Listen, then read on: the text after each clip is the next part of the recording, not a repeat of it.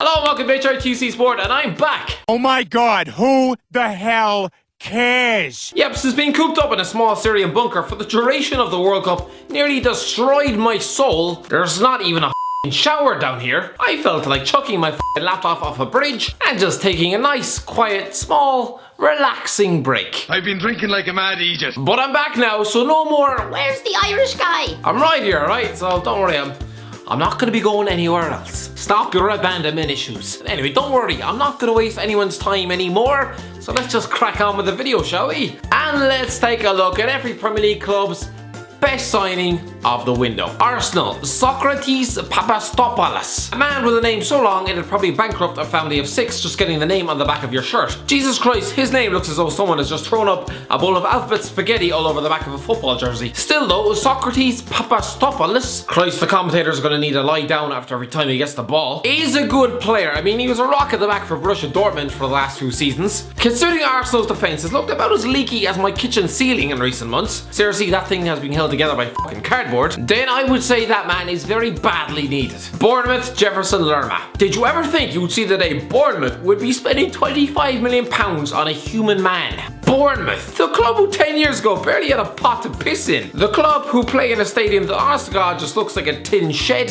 Fair play them though, I mean they splashed the cash. Colombian midfielder Jefferson Lerma arriving from Levante. Let's see what he's got. Brighton, Alzira Yahanbash. I think I fucked up that name. My mom always said life was like a box of chocolates. You never know what you're gonna get. Yeah, she might as well have been talking about imports from the fucking Dutch league as well, Forrest. Shopping from that division is literally like sticking your hand in a broken vending machine. Yeah, you might return with a can of Diet Coke and a Mars bar.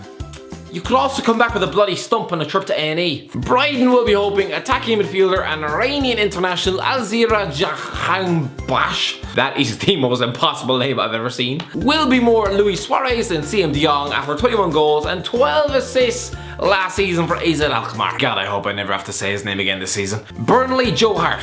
A moment of silence for Joe Hart's career. 2 years ago he was #1 for club and country, winning medals left, right and centre. Now he's been told he can't kick the ball, has had his confidence chucked into the River Thames, spent 2 pretty god-awful years out on loan, can't even make an England squad, and now is being signed by Burnley for £3.5 million.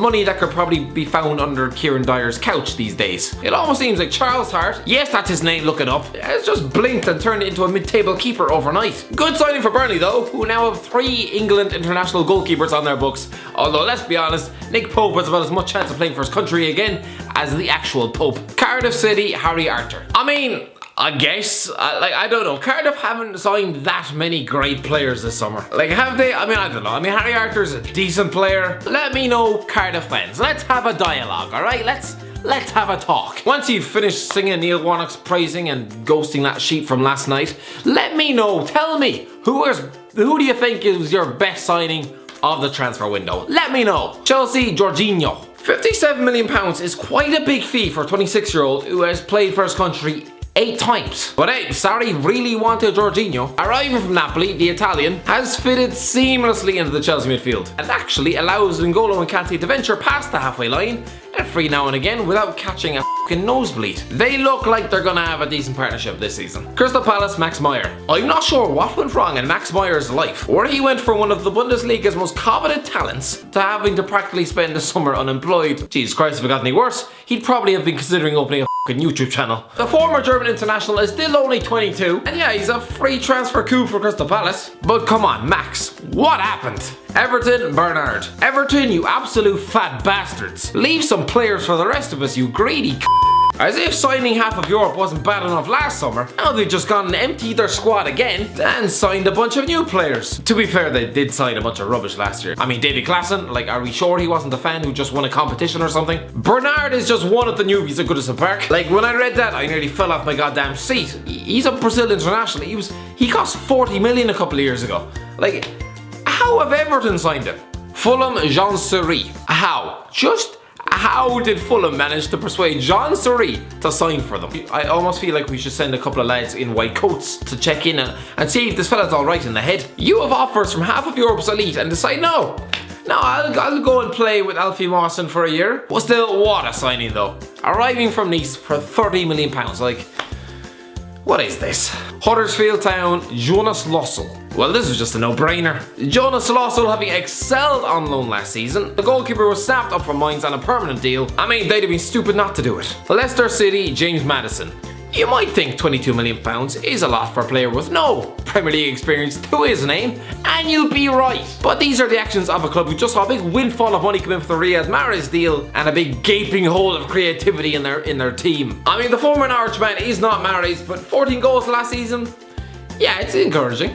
Liverpool, Alisson. Liverpool finally have a goalkeeper with working hands and a brain that isn't made of porridge. Finally, Reds fans can breathe easily whenever the ball goes back into their 6-yard area. Alisson, yeah, the fellow with a girl's name.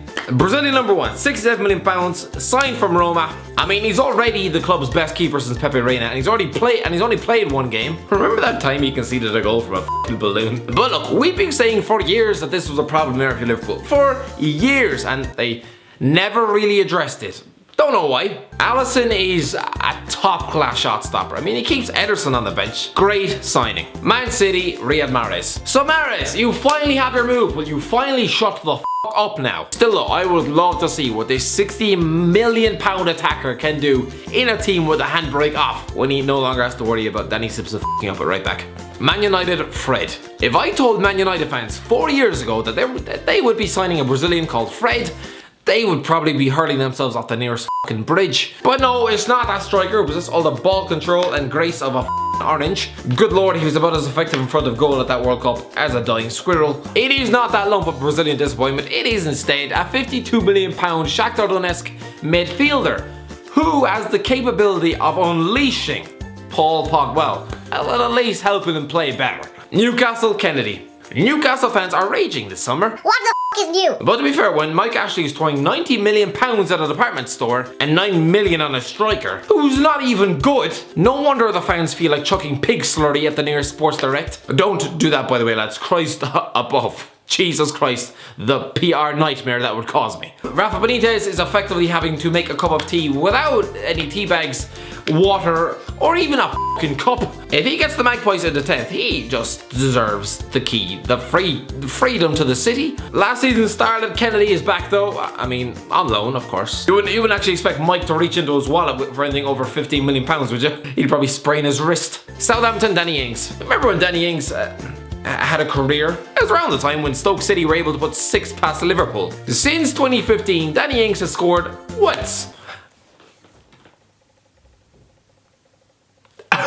But still, after all the injuries, there is a good player left in the 26-year-old, and if Mark Hughes, who has signed him on loan for Southampton, can get the best out of him, he could return to his, previous state at Burnley where he was scoring double digits in the Premier League. Tottenham, nobody. Moving on. Watford, Ben Foster. Ben Foster will have fond memories from his 2-year loan spell at Watford over 10 years ago, where he got lobbed from the other box by his England rival, Paul Robinson. West Ham, Jack Wilshere. Xavi insists Jack Wilshere is the future of English football. Jack Wilshere is world class and should see out his career at Arsenal, says Arsene Wenger. Well, this is awkward. Can I just ask why is the future of English football playing alongside Mark Noble at the age of 26 years of age? Has the definition of world class now been reinvented to mean injury-prone, chain-smoking has-beens stuffed out to mid-table clubs? Alright, I'm being harsh. Wilshere is a very capable player, alright? But you've got to feel sorry for the lad. I mean, built up as this demigod of English football from a young age, purely for the fact that he was one of the only English players that could actually pass the thing. Now he's spending his prime years stuck in the madhouse at West Ham. Best of luck. Wolves, João Moutinho. João Moutinho has just signed for Wolves for £5 million.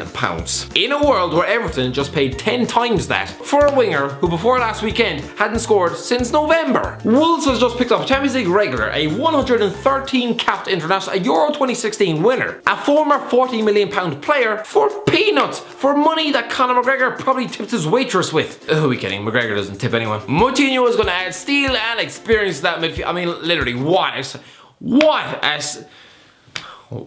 signing. Anyway, lads, what do you think? Do you agree with me? Let me know in the comment section below. Tell me who you think your best signing of the transfer window was. Also, don't forget to hit that like button, give it a share, and a subscribe. And as always, I'll talk to you in a while. Damn, it feels good to be back.